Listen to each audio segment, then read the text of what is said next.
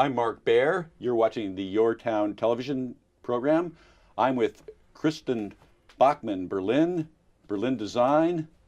Welcome, my dear. Thank you. And so Berlin Design, let's explain exactly what you do, because it's a holistic integration design package. Yeah, well, I'll just back up for a second. Berlin Design is actually brand new. You're getting the first business card. And it's beautiful. Thank you. The last 5-6 years, I've worked in design build. So I've done project management for builders. And so I've been integrated in the process of design build, from everything from, being on the field and contract administration, doing drafting, permitting submissions, working with the city, the planning, the historical committees, working with, so I've worn many hats in this industry. And I've also grown up in this neighborhood, and I'm very connected in this community. So what Berlin Design is I've basically stepped away from doing the rat race that I was doing the last 5 years of, my kids not knowing who I was anymore, and stepping into more of being a consultant for those same businesses that I worked for, and also taking on new clients, because I was getting a lot of offers I was having to turn down. I feel like these last 5 years of my practice has really been digging deep into practical application for creating form, right? So taking an idea and how do you get through all the systems, all the bureaucracy, get all the right people together, create symbiotic relationships and manage that, and bring in the right teams that are aligned and in sync with each other. So if I'm the potential client, and I'm coming to you and say, I want to move to Pebble Beach, I'm going to build a new house. You would say, here's my vision. Here's my vision of the thing. And here's my intention with that vision. Yes. And then I would say, okay, it's mine now. And I'll check in with you. That would be the ideal situation. I would carry it through. I could either be a consultant for you if you're just overwhelmed with selections. So would you put the architect together with the builder? Could you be all those things? I could actually be all those things, especially on a smaller project. Yes. So my balance is, when do I need to bring in resources, and when can I run something, start to finish? And so that's just a matter of how much I'm taking on, how big the project is, and how much is going on at once. And so I easily can take a project, do the drawings for it, get it through permitting, and get it to the built process. Even finding the subs and doing all of that. There's a lot of variance there. So right now, one of my clients just wants help with selections. They want help reviewing all their bidding contracts, because they don't know what's up and what's down. Right. With bidding, it's like you get the guy that's less, and you didn't go into detail about something, and then you get change orders. So there's a lot of just being an owner and having a vision. There's a lot that goes into making that happen. And so I can do anything from doing the drawings, I prefer to do more project management and take on bigger projects. Compiling the team. Yes. Who's the perfect client for you? Somebody that's coming from out of the community into the community, doesn't have a lot of time in the community? Somebody that has a vision that's unique, and I love a challenge. Yes. So anything that's, artistic, creative, where people really have a big vision, and they're like, well, I don't know how I'm going to get through the hoops on this, or there's a lot of gray areas with all the zoning and the codes, or we need to appeal certain things or do encroachments, that's where I really thrive. So who do I need to get together? Who am I going to reach out to? What are the connections I'm going to make? What's the perfect architect? What's their budget?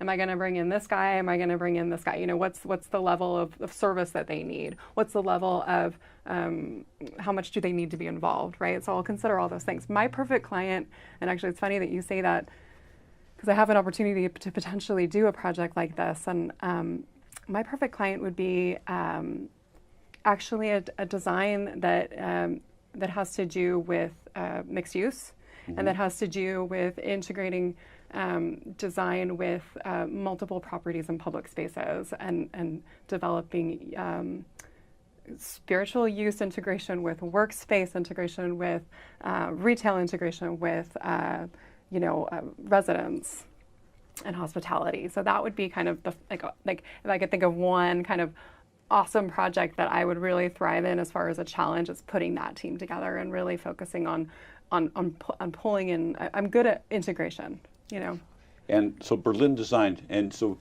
you're design centric. Yeah. Why does design matter?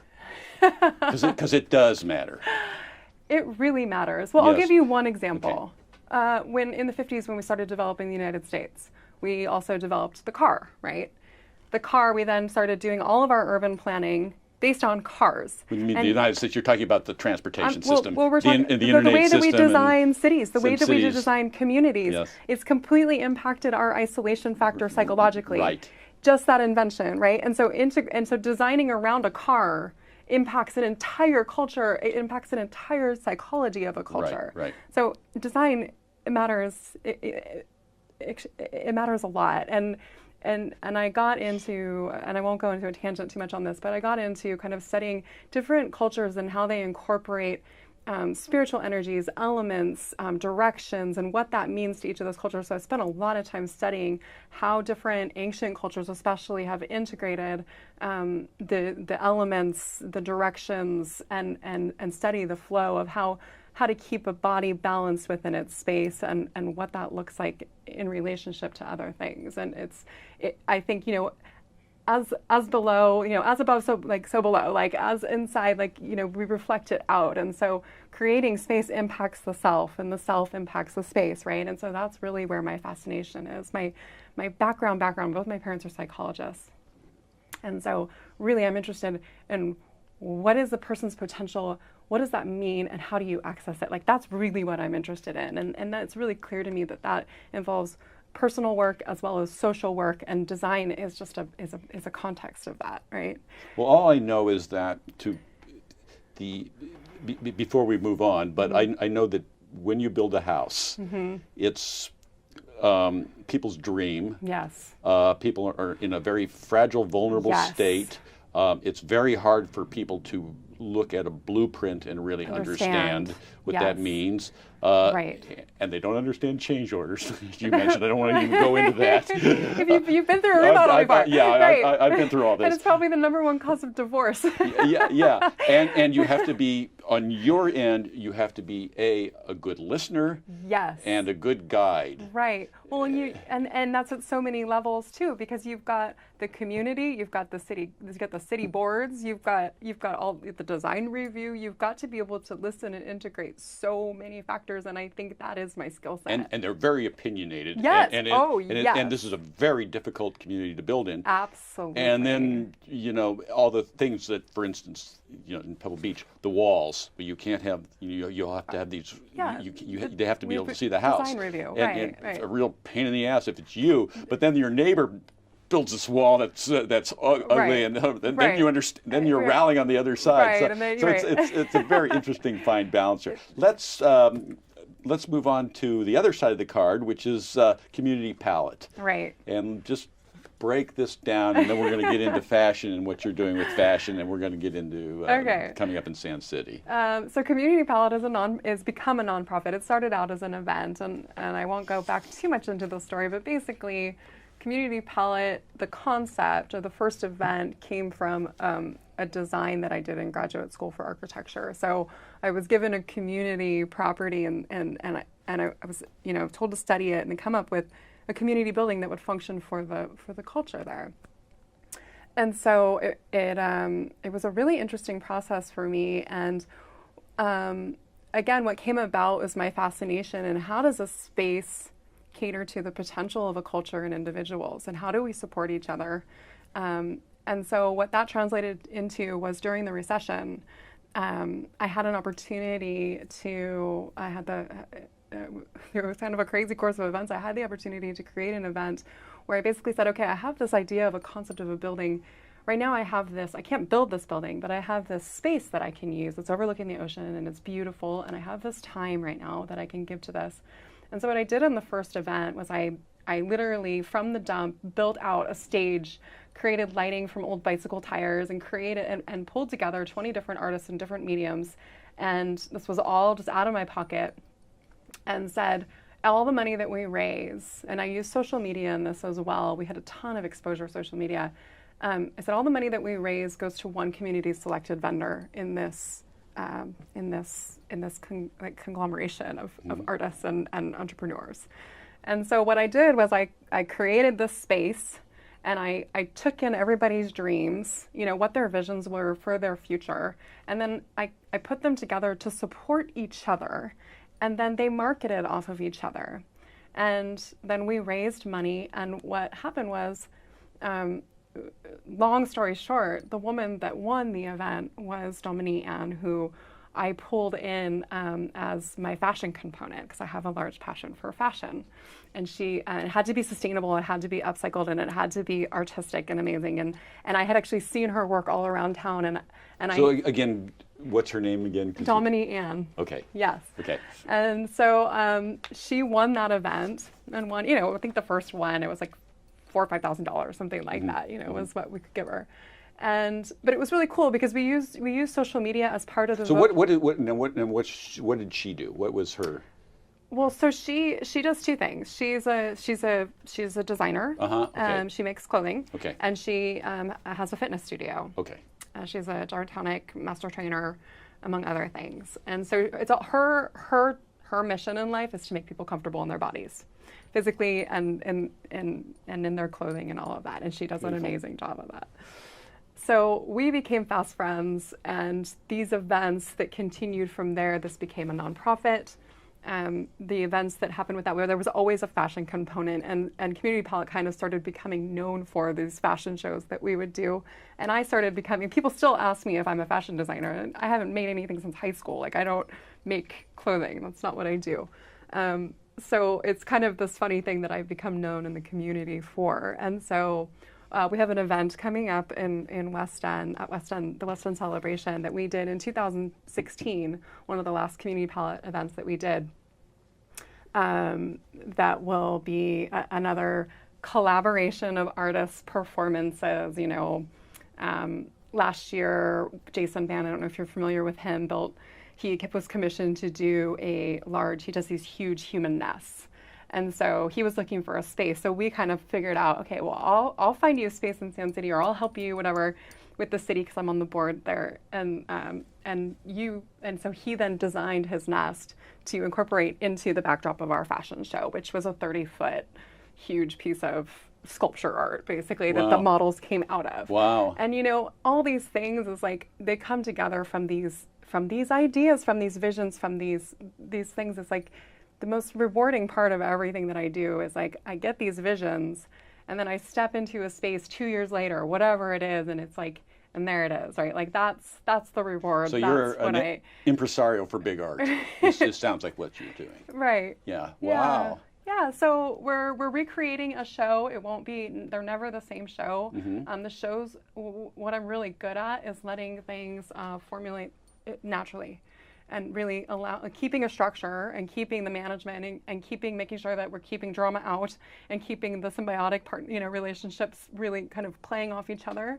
And that's, I think, what I do well. And working on a minimal budget.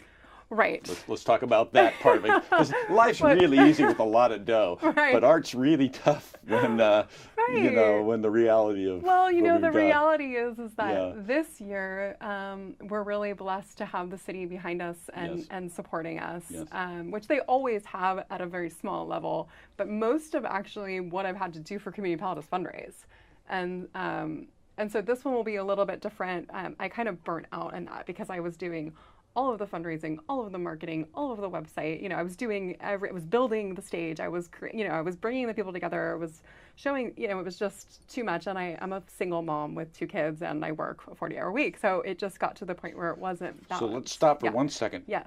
Okay. So Community Palette, people want to find out more and give. Okay. Where do you send them?